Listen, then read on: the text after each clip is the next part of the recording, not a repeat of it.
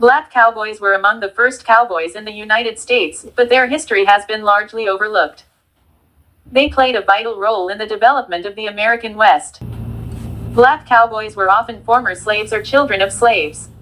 They worked on ranches and participated in cattle drives. They trained under Mexican vaqueros and Native American cattle raisers. They earned wages equal to their white counterparts. Black cowboys shaped the legacies of black ranching families. They turned ranch skills into popular performances in rodeos, music, and film. The Library of Congress has collections that document black cowboys in the late 19th and early 20th centuries. The Witt Museum has an exhibition called Black Cowboys, An American Story. The New York Public Library has a book called Black Cowboys of the Old West. The lesser-known history of African American cowboys. 1 in 4 cowboys was black. So why aren't they more present in popular culture? Katie Nojimbadem. In his 1907 autobiography, Cowboy Nat Love recounts stories from his life on the frontier so cliché. He describes Dodge City, Kansas, a town smattered with the romanticized institutions of the frontier, a great many saloons, dance halls, and gambling houses, and very little of anything else. He moved massive herds of cattle from one grazing area to another, drank with Billy the Kid and participated in shootouts with native peoples defending their land on the trails. And when not, as he put it, engaged in fighting Indians, he amused himself with activities like daredevil riding, shooting, roping and such sports. Though Love's tales from the frontier seem typical for a 19th century cowboy, they come from a source rarely associated with the Wild West. Love was African American, born into slavery near Nashville, Tennessee. Few images embody the spirit of the American West as well as the trailblazing, sharpshooting, horseback riding cowboy of American lore. And though African American cowboys don't play a part in the popular narrative, historians estimate that 1 in 4 cowboys were black. The cowboy lifestyle came into its own in Texas, which had been cattle country since it was colonized by Spain in the 1500s. But cattle farming did not become the bountiful economic and cultural phenomenon recognized today until the late 1800s, when millions of cattle grazed in Texas. White Americans seeking cheap land, and sometimes evading debt in the United States, began moving to the Spanish and, later, Mexican territory of Texas during the first half of the 19th century.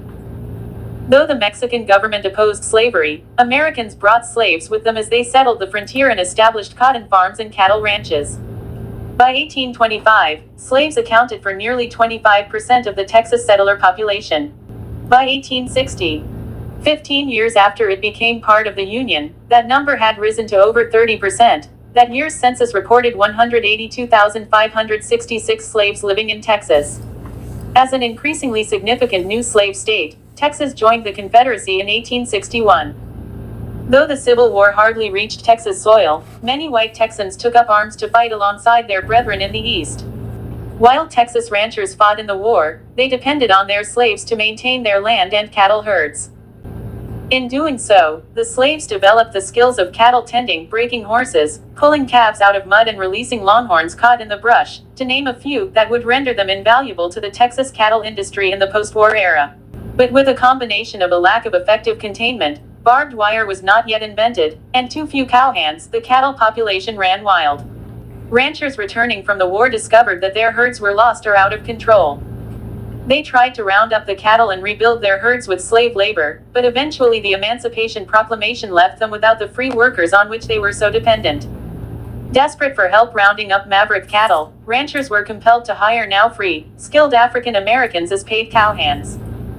Right after the Civil War, being a cowboy was one of the few jobs open to men of color who wanted to not serve as elevator operators or delivery boys or other similar occupations, says William Loren Katz, a scholar of African American history and the author of 40 books on the topic, including The Black West. Freed blacks skilled in herding cattle found themselves in even greater demand when ranchers began selling their livestock in northern states, where beef was nearly 10 times more valuable than it was in cattle-inundated Texas. The lack of significant railroads in the state meant that enormous herds of cattle needed to be physically moved to shipping points in Kansas, Colorado, and Missouri.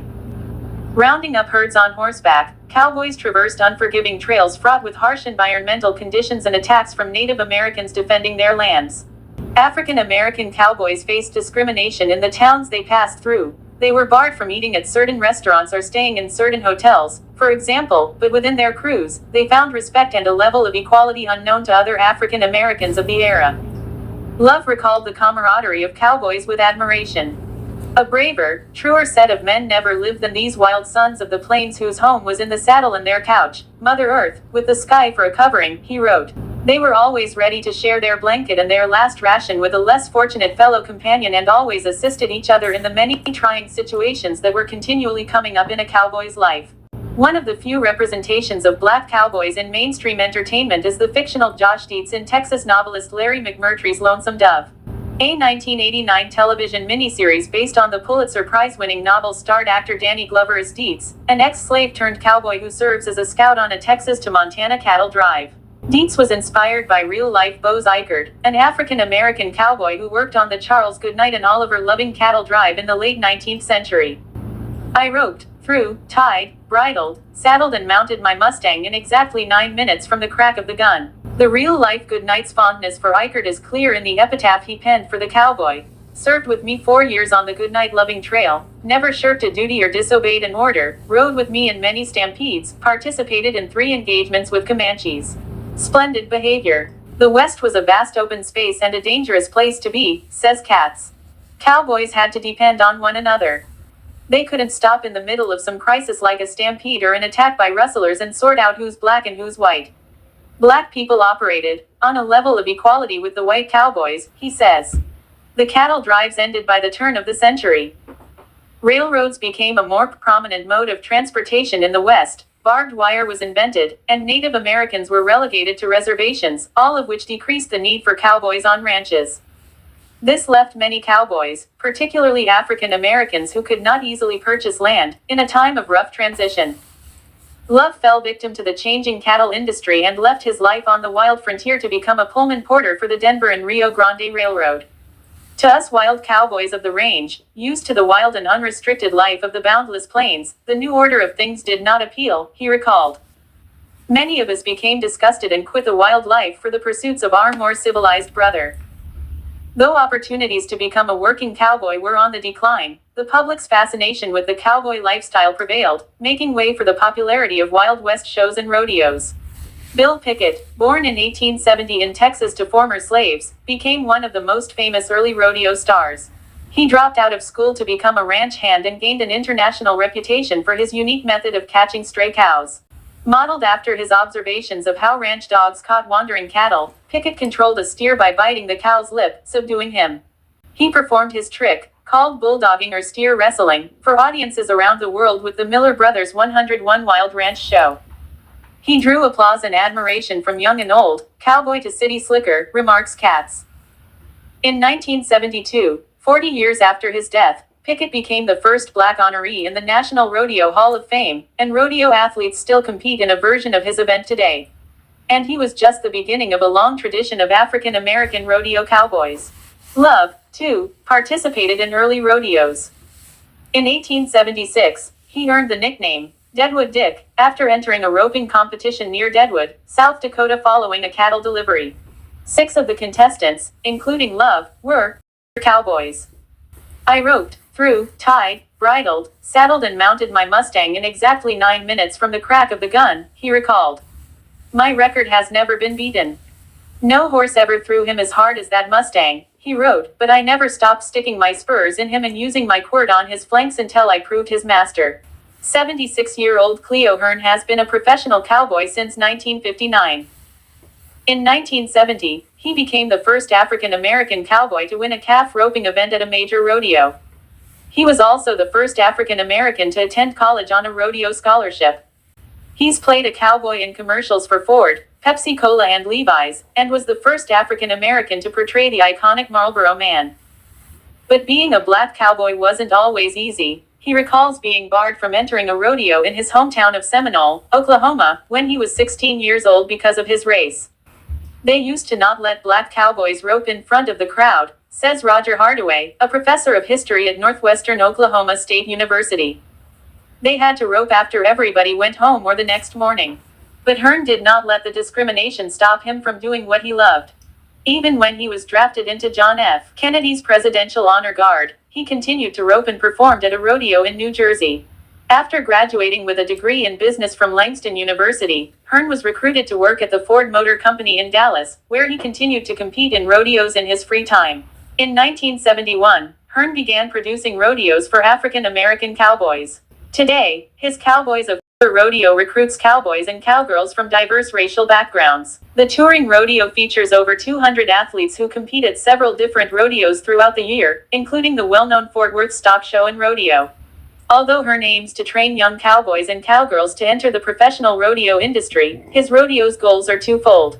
The theme of Cowboys of is "Let us educate you while we entertain you," he explains. Let us tell you the wonderful things blacks, Hispanics and Indians did for the settling of the West that history books have left out.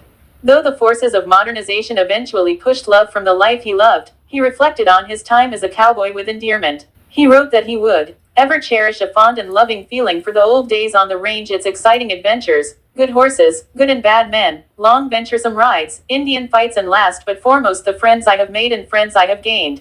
I gloried in the danger, and the wild and free life of the plains.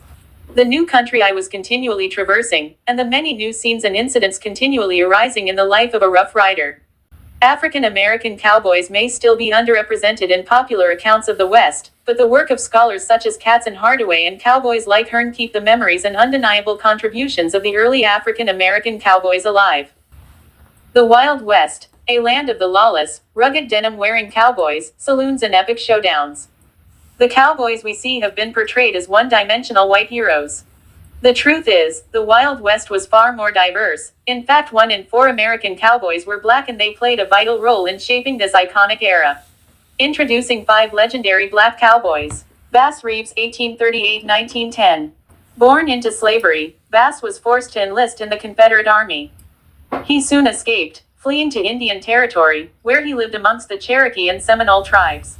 Once the war was over and slavery abolished, Reeves returned to Arkansas to live his life as a cowboy on the farm. In 1875, he was appointed the federal judge for the Indian Territory before becoming the first black deputy marshal west of Mississippi. He was responsible for capturing some of the biggest outlaws of the time. Reeves has been inducted into the National Cowboy and Heritage Museum's Hall of Great Westerners. William Bill Pickett, 1870-1932. A rodeo star famous for inventing bulldogging, a technique for wrestling steers to the ground. His innovation became a staple of rodeo competition still practiced today. Pickett was born in Texas and was of American Indian and African American descent. He grew up on a ranch where he learned to ride a horse and rope as a young boy.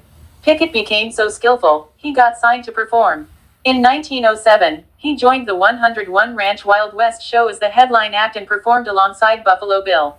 He would later go on to appear in silent films such as The Bulldogger and The Crimson Skull. William Bill Pickett. Nat Love, 1854-1921. Nicknamed Deadwood Dick, after winning a rodeo competition in Deadwood, South Dakota.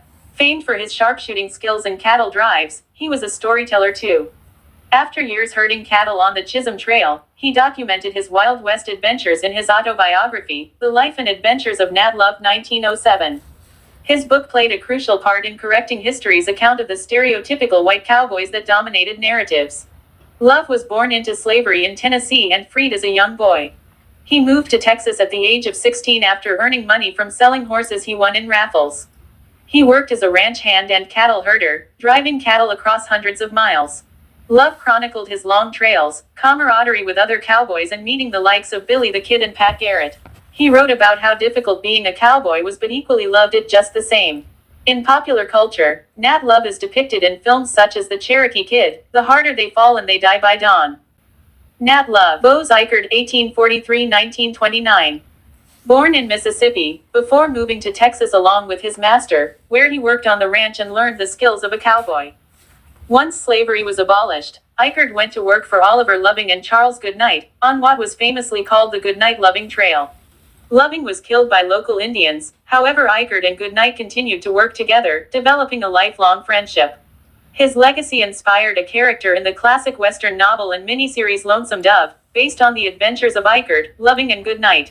Bose Eichard, Stagecoach, Mary Fields, 1832-1914. More than just a laundress, Mary Fields was fearless in the rough and male-dominated Wild West. She was the first African American woman to become a U.S. Postal Service star route carrier, secured through contract bonds. Fields would deliver posts on horseback in rough terrain and inclement weather, venturing on solo trips fully armed and ready to fire. Not much is known about her early life. We do know that she became part of a convent and moved to Montana. Fields was 6 feet tall and weighed about 91 kilograms, 200 pounds, loved drinking and hanging out in the saloons, contrary to convent life. It was in Montana that she began her 8-year career as a self-employed postal service worker.